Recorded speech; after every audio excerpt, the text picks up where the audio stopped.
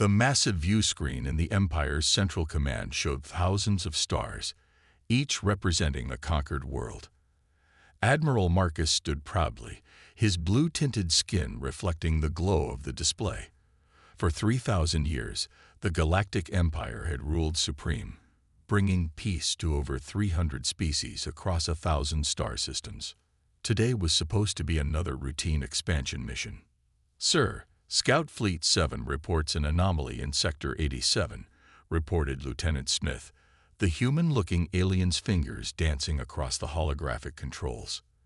They'd found an inhabited system not in our records. Marcus raised an eyebrow. Primitives. Not exactly, sir. They have basic faster-than-light technology. But the lieutenant paused, double-checking the readings. They've achieved it using completely different methods than our standard designs. This caught Marcus's attention. In 3,000 years, every species they'd encountered used variations of the Empire's ancient FTL designs. The Empire's archaeologists had found these designs in ruins across the galaxy, leading them to believe it was the only way to achieve faster-than-light travel. "Show me," Marcus ordered. The view screen shifted to display a blue-green planet, the third from its yellow star. Orbital stations dotted the space around it, and primitive-looking ships moved between them. "Earth," Lieutenant Smith read from the report. "They call themselves humans." On the other side of the galaxy, Admiral James stood on the bridge of the EDS Defender, Earth's most advanced warship. Though the public knew it as a research vessel, the Defender packed enough firepower to level a small continent. "Admiral," his second-in-command reported, "long-range sensors detect unknown ships at the edge of the system. They're using some form of cloaking technology, but our quantum arrays can detect their drive signatures." James nodded, unsurprised. Earth's governments had been preparing for this moment for decades. The mysterious ruins found on Mars had warned them about the Empire, and humanity had spent 50 years preparing in secret. "Time to see if our preparations were worth it," James muttered. "Alert all commands. Initiate Protocol Omega, but remember, we play dumb." Across Earth, hidden defense platforms powered up but remained concealed. Underground bases activated their shields, and stealth satellites repositioned themselves. To any observer, Earth still appeared to be a somewhat primitive civilization, just beginning to reach for the stars. Back in Empire space, Marcus reviewed the first contact protocols. Send in the diplomatic fleet. Standard procedure. Offer them the chance to join the Empire peacefully. The diplomatic fleet consisted of 50 warships, led by the Imperial cruiser Peace through Strength. The name was meant to be ironic. When the Empire's ships emerged from FTL near Earth's moon, they expected shock, awe, and immediate submission. Instead, they found the humans surprisingly calm. "Greetings, Empire vessels," came the transmission from Earth's space control. "We welcome peaceful contact with other civilizations." The Empire's diplomatic officer smiled condescendingly. "Primitive world of Earth, we bring you the opportunity to join the Galactic Empire. Submit to our rule, and we will guide your species to greatness." In the Defender's command center, James listened to the exchange with a hint of a smile. The Empire was following the Mars ruins predictions perfectly. "We appreciate your offer." Earth's official response came, carefully worded to sound naive. "However, we wish to maintain our independence while establishing peaceful relations." The Empire's response was predictable. "Independence is not an option.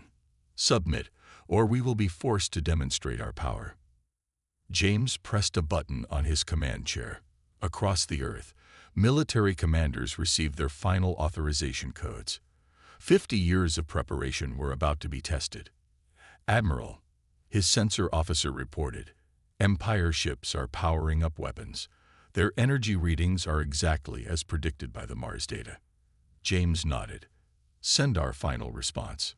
The Earth transmission was short. "We respectfully decline to submit."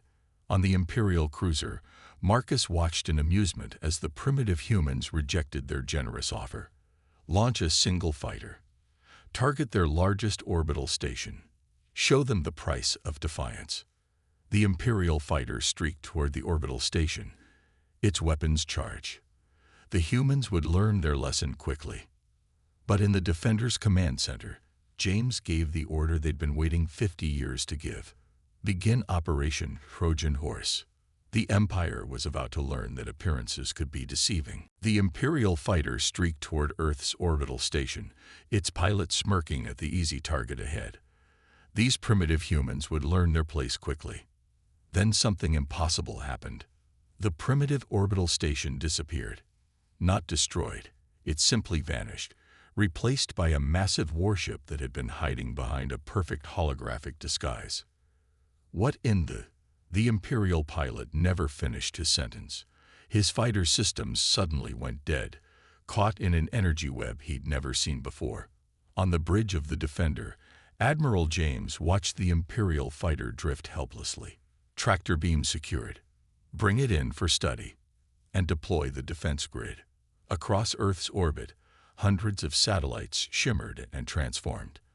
What the Empire had dismissed as communication arrays and weather stations revealed themselves as weapon platforms. Each one carried technology that humanity had reverse-engineered from the Mars ruins. Admiral Marcus watched in shock from the piece through strength as his sensor displays lit up with warnings. Impossible. Their technology level. This must be a malfunction. Sir, his tactical officer reported, voice shaking, we're detecting energy signatures similar to ancient builder tech, but different, modified, improved. Launch all fighters. Marcus ordered. Show these primitives what real power looks like. The Empire's fleet launched its fighter squadrons, expecting an easy victory. Instead, they flew into chaos. Earth's defense grid created overlapping fields of gravitational distortion. Imperial fighters found their carefully plotted attack runs disrupted, their ships pulled off course, or their weapons firing at empty space. Status report. Marcus demanded as another squadron of his fighters spun out of control. Sir, they're using our own inertial technology against us. Somehow they found a way to create localized gravity wells that... The officer's explanation was cut short as the Defender decloaked directly above the Imperial fleet. Its hull gleamed with a strange, shifting metal that the Empire's sensors couldn't properly track. This is Admiral James of the Earth Defense Force. The transmission came clearly through Imperial communications that should have been secure. We gave you the chance to leave peacefully. Marcus gritted his teeth. All ships, open fire. Full spread. The Empire's ships fired their main weapons, filling space with energy beams and plasma torpedoes. The Defender didn't try to dodge. Instead, the shots passed straight through it. Hologram. Marcus realized too late. The real Defender was below them. Earth's flagship fired. Not the crude nuclear weapons the Empire had expected, but precise beams of modified ancient tech that cut through Imperial shields like they weren't there. Sir, Marcus's tactical officer shouted, their weapons, they're using frequency matching technology. They're adapting to our shields in real time. In the Defender's command center, James watched the battle calmly. Deploy the drones. Swarms of small, unmanned craft emerged from hidden bays around Earth's orbit. Each one carried a different weapon system, all designed to exploit weaknesses in Empire technology that humanity had spent decades studying. Impossible, Marcus whispered as his fleet's formations broke apart under the assault. They're just primitives. They just achieved FTL travel. They can't have this level of technology. Sir, his communications officer reported, we're receiving a transmission from their admiral. James's voice filled the Imperial bridge. For 50 years, we studied the ruins you left on Mars. We learned your weaknesses. We improved your designs. And we prepared. You believed us primitive because we wanted you to. This is your final warning.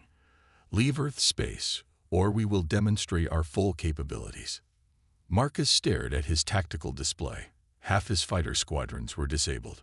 3 capital ships had suffered critical damage, and his sensors showed hundreds more Earth vessels emerging from hidden bases across their system. All ships, he ordered, his voice heavy with shock. Retreat to safe distance. Tactical, prepare full analysis of their capabilities. And get me a quantum link to High Command. He paused, watching the Earthships take up defensive positions. Tell them we've made a terrible mistake. The Empire had come expecting to find primitives. Instead, they had found humanity. And humanity had been waiting for them. The Empire's High Command chamber had never been so quiet. Admiral Marcus's report hung in the air like a storm cloud. Impossible, High Commander Wilson finally spoke. No species develops technology this quickly. They must have had help. The humans claimed they discovered our ruins on Mars. Marcus replied through the quantum link. They've spent decades preparing for this encounter. Wilson's face hardened. Then we will show them why the Empire has ruled for 3,000 years. Deploy the first fleet. Across Empire space, 500 warships began moving. Each one was a city-sized vessel carrying enough firepower to reduce a planet's surface to glass. The first fleet hadn't been fully deployed in over 2 centuries. On Earth, Admiral James studied the long-range sensor data. Right on schedule, he muttered. Sir, his second-in-command asked. The Mars ruins included records of Empire response protocols, James explained. When a world resists initial contact, they send the first fleet. It's meant to be overwhelming force. Will our defenses hold? James smiled. They're about to learn why you should never give your enemy 50 years to prepare. The first fleet emerged from FTL at the edge of the solar system. High Commander Wilson himself led from the flagship World Ender. Launch the first wave, Wilson ordered. Standard conquest formation. 100 warships moved forward, their weapons charged. They expected to find Earth's defenses concentrated around the planet. Instead, they found nothing. Sir, Wilson's sensor officer reported, all Earthships have vanished. Their defense platforms are gone, even their space stations. It's a trap, Wilson realized too late. Humanity's ships appeared everywhere at once, emerging from what looked like tiers in space itself. They weren't using standard cloaking technology. They had found a way to hide in artificial pocket dimensions. All ships, open fire, Wilson commanded. But the humans were already moving.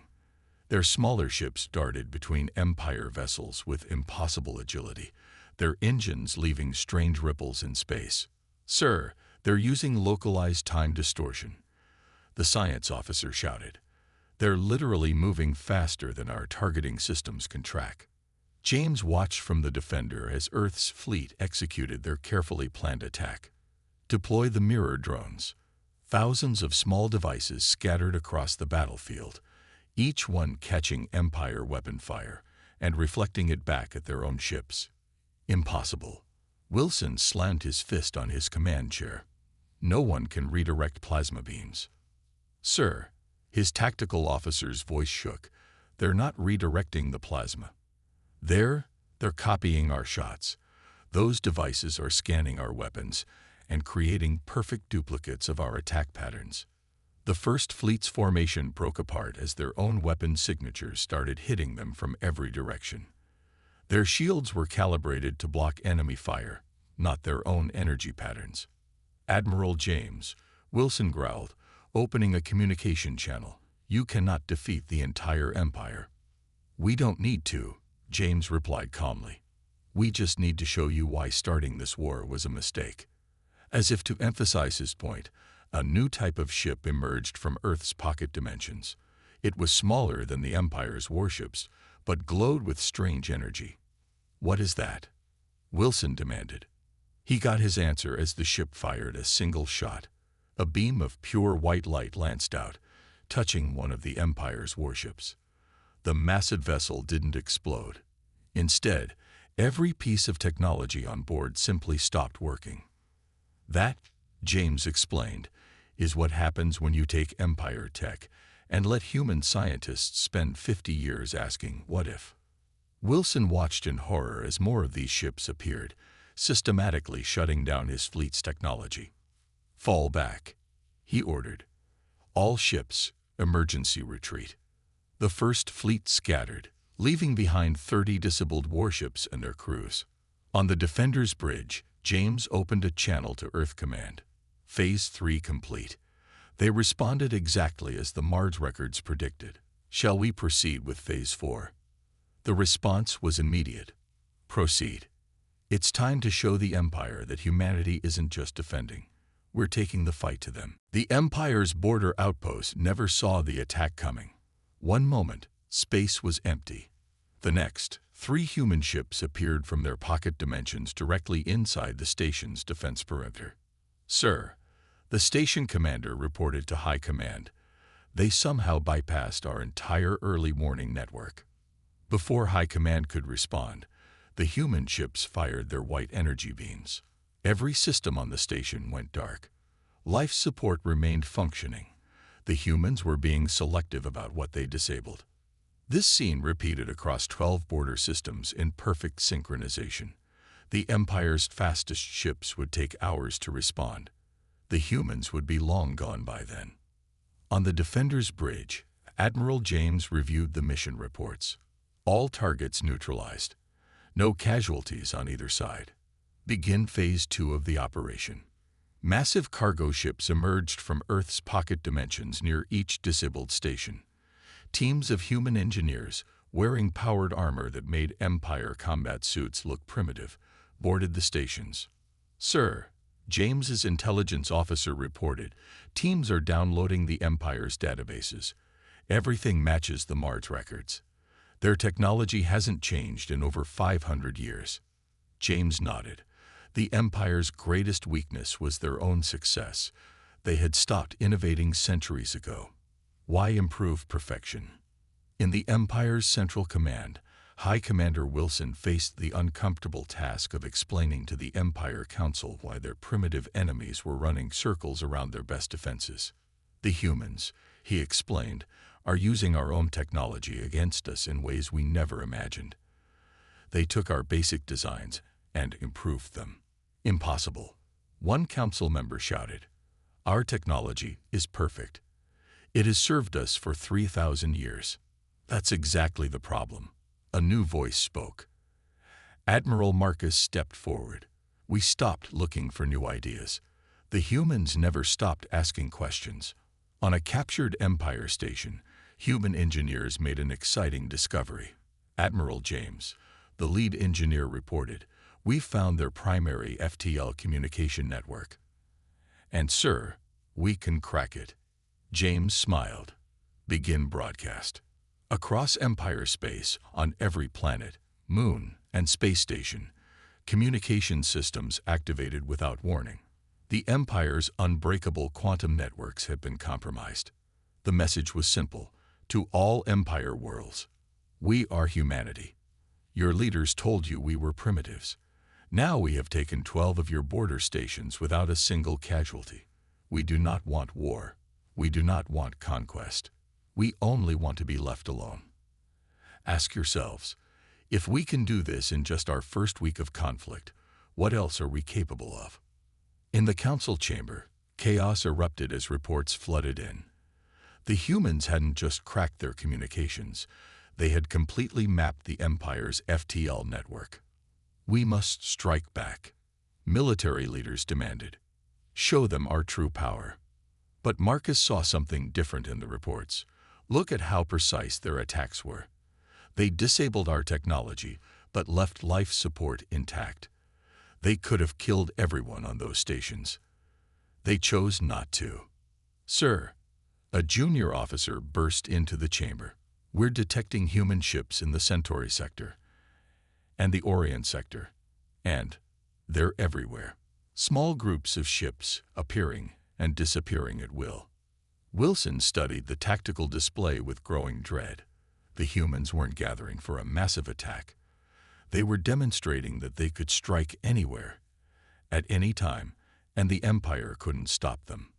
Back on the Defender, James opened a channel to Earth Command. Phase 4 complete. The Empire's populations are beginning to ask questions. Their military is scattered trying to defend everywhere at once. Should we proceed to Phase 5? The response came quickly. Proceed. Show them what happens when humanity stops holding back. James nodded to his crew. Send the signal. Deploy the Prometheus fleet. Across human space, special hangars opened. Inside were ships unlike anything the Empire had ever seen. Vessels that combined human innovation with Empire tech in ways that defied their understanding of physics itself. The real war was about to begin. The Empire Council chamber erupted in chaos as the latest reports arrived. 3 more core worlds had declared neutrality in the conflict with Earth. The humans' message was spreading faster than they could contain it. The Prometheus fleet has been spotted in 17 systems simultaneously, the military advisor reported, his voice shaking. These ships, they're like nothing we've ever seen. The tactical display showed footage from the latest encounters. Human vessels phased through solid matter like ghosts, appeared inside planetary shield barriers, and moved in ways that ignored the laws of physics themselves. How? High Commander Wilson demanded. How are they doing this? Admiral Marcus stepped forward, his expression grim. They're not just using our technology anymore. They're rewriting the rules of how it works. In deep space, one of the Prometheus fleet vessels demonstrated exactly what Marcus meant. The ship, named Einstein's Dream, approached an Empire battle group. Instead of attacking, it simply shifted reality around itself. Sir, the Empire Squadron Commander watched in horror as his ship's weapons transformed into abstract art sculptures. They're altering the physical structure of our technology. The human ship's commander opened a channel. Your weapons have been permanently converted into harmless materials. Please stand down. We don't wish to cause casualties. Across Empire space, similar scenes played out. The Prometheus fleet didn't destroy. It transformed. Empire weapons became art. Warships found their engines converted into garden terrariums. Deadly energy projectors now produced beautiful light shows. In the council chamber, a new message arrived from Earth. The council members watched as Admiral James appeared on their screen. Your empire has ruled through fear for 3,000 years, he said calmly. We offer a different path. Look at how we wage war, not with destruction, but with transformation. We could have killed thousands. Instead, we chose to demonstrate wisdom alongside power. High Commander Wilson slammed his fist on the table. This is humiliation. They're making a mockery of our military. No, Marcus interrupted. They're showing us something we forgot long ago. Power isn't just about destruction. On the Defender, James received an unexpected transmission.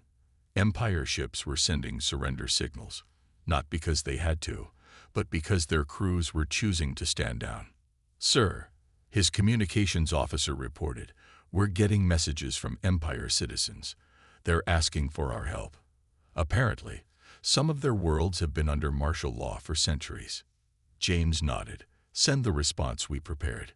Tell them we'll ensure their safety if they choose to stand down. The Empire Council watched helplessly as their authority crumbled. More worlds were choosing neutrality. Military vessels were standing down. And through it all, the Prometheus fleet continued its bizarre campaign of transformation. We must launch everything we have, Wilson shouted. Full military response. Against what? Marcus asked quietly. Our weapons don't work. Our shields can't stop them. And now our own people are questioning everything we taught them. A junior officer rushed into the chamber.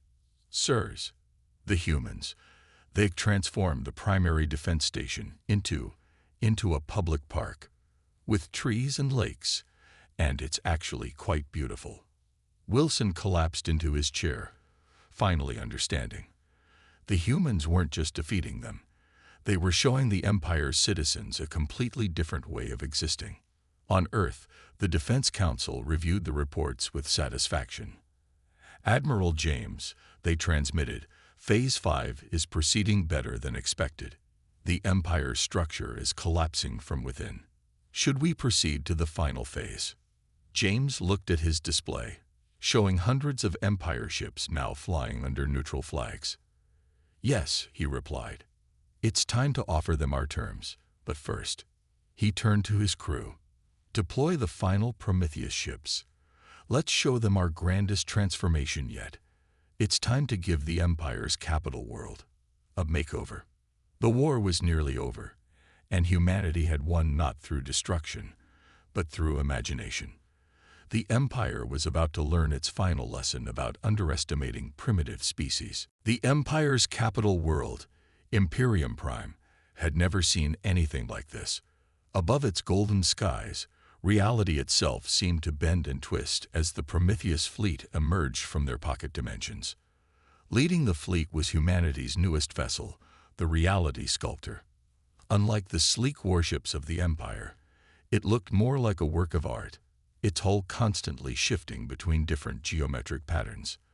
This is Admiral James of the Earth Defense Force. The transmission reached every device on the capital world. We are here to demonstrate humanity's final capability. In the Empire Council chamber, High Commander Wilson watched with a mixture of fear and awe. Evacuate the city. They're going to destroy the capital. But Admiral Marcus, who had seen enough of human tactics, shook his head. No, they're going to do something far more interesting. The Reality Sculptor's hull began to glow with impossible colors. Beams of light touched the capital city's buildings, but instead of destruction, they'd brought transformation. Watch, James's voice was calm, as we show you what your civilization could become. The rigid, militaristic architecture of the Empire's capital began to change. Cold metal transformed into living crystal. Dead spaces between buildings became hanging gardens. The massive weapon platforms that protected the city morphed into magnificent floating parks. Impossible, one council member gasped. They're rewriting matter at the atomic level. The transformation spread like a wave. The Empire's proudest city, symbol of their military might, was becoming a blueprint for a different kind of civilization, one that balanced power with beauty, strength with wisdom. Sir, a sensor officer reported, the humans aren't just changing the buildings. They're improving them. The new structures are more efficient, more advanced than our original designs. In orbit, the Reality Sculptor continued its work. James watched from the bridge as the ship's quantum computers calculated billions of possibilities per second, finding the perfect balance between form and function. Your empire built to intimidate, James transmitted. We're showing you how to build to inspire. The council chamber itself began to transform. Its dark, imposing walls became transparent crystal. The harsh lighting softened to a natural glow. Even their seats changed, becoming more comfortable while losing none of their dignity. Admiral Marcus stood up, looking at his transformed surroundings. This is why we couldn't beat them, he announced to his fellow council members. We thought power meant making others fear us. They know it means having the wisdom to use that power correctly. High Commander Wilson watched as his mighty military headquarters transformed into a combination of command center and cultural museum. Our weapons are still there, James explained over the broadcast. We haven't destroyed your defenses. We've evolved them. Look closer. The Empire's leaders began to understand. Their weapon systems were still functional, but had been integrated into the new designs in ways they never imagined. Defense platforms doubled as research centers. Shield generators powered public transportation. Everything served multiple purposes, creating a harmony they had never considered possible. This, James continued, is humanity's true power, not destruction, not conquest, but the ability to see possibilities where others see only one path. The Reality Sculptor's work continued for hours. When it was done, the Empire's capital was unrecognizable, and yet, somehow, it felt more right than it ever had before. On the ship's bridge, James received a message from Earth Command. Phase 6 complete. The transformation of their capital has succeeded beyond expectations. Their military and civilian population are in awe. Should we proceed to the final phase? James looked at the beautiful city below, at the Empire citizens already exploring their transformed world with wonder in their eyes. Yes, he replied. Send the terms. But first, He opened a channel to Admiral Marcus. "Would you like to see what else is possible when we work together instead of fighting?" Marcus looked at his fellow council members, then at their transformed chamber. One by one, they nodded. The Empire was ready to learn. 1 month after the transformation of Imperium Prime, representatives from across the galaxy gathered in the newly redesigned council chamber.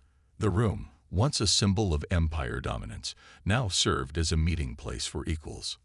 Admiral James stood at the center, his uniform notably lacking any weapons. Behind him, through the crystal walls, the transformed capital city gleamed in the sunlight. Ships from 100 worlds filled the skies above, some Empire, some neutral, all watching history unfold. For 3,000 years, James began, the Empire ruled through fear. Today, we offer a different path. The reality sculptor hung in orbit above, its shifting geometric patterns now familiar to everyone. But today, it wasn't alone. Hundreds of human ships had emerged from their pocket dimensions, not as a threat, but as a reminder. Humanity could have destroyed the Empire, James continued. Instead, we chose to show you transformation, not because we are weak, but because true strength lies in knowing when not to destroy. Admiral Marcus, now speaking for the reformed Empire Council, stood up. "We have seen what humans are capable of. You could have ended us. Why didn't you?" James smiled. "Because ending things is easy. Building something better is the real challenge." He gestured to the transformed city outside. "Look what we accomplished in just 1 month of cooperation instead of conflict." The city had become a model for the galaxy. Empire technology, combined with human innovation, had created something entirely new. Clean energy powered everything. Transportation happened through localized space folding. Buildings adapted to their inhabitants' needs. "Our terms are simple," James announced. "The Empire will transition from a military dictatorship to a cooperative alliance. Each world will govern itself, with the Council serving as a place of discussion and collaboration rather than control." Through the crystal walls, they could see the reality sculptor beginning a new project. The massive ship was creating something in orbit, a structure that straddled the line between art and technology. "This will be the new Galactic Assembly," James explained. "Built by humans and Empire engineers working together, a symbol of what we can achieve through cooperation." High Commander Wilson, who had finally understood the true lesson of the war, spoke next. "And if others threaten this peace," James's expression grew serious. "That brings us to the warning." He pressed a button, and the room's holographic systems activated, showing footage from the conflict. They watched as human ships phased through solid matter, transformed weapons into art, and rewrote the laws of physics themselves. They saw the Prometheus fleet's capabilities, far beyond what had been used in the actual conflict. "This," James said quietly, "was us holding back. This was us being gentle. Let the galaxy know, if you seek peace, humanity will be your greatest ally. If you seek war..." He let the implications hang in the air. The assembly watched as one final piece of footage played, a test conducted in deep space, where a single human ship had temporarily transformed a star's core, changing its color for 10 seconds before restoring it. "We could have done that to your son," James noted. "We could have done that to every son in the Empire. Remember that, before you think of returning to the old ways." Marcus stood again. "I have transmitted the treaty to all Empire worlds. We accept your terms not out of fear, but out of wisdom. You've shown us a better way." James nodded. "Then let this be the galaxy's warning. Humanity is not to be feared, unless you give us reason to show our full capabilities. We prefer creation over destruction, transformation over demolition, wisdom over force. But make no mistake." He looked out at the assembled representatives, his voice firm but not unkind. "If you wish to test humanity's limits, remember this war. Remember how it ended. And remember that you never saw our full power." The reality sculptor's work on the new assembly was taking shape. It would stand as both a monument and a reminder of humanity's potential for creation and their capacity for something far different if pushed. The warning was delivered. The galaxy would remember.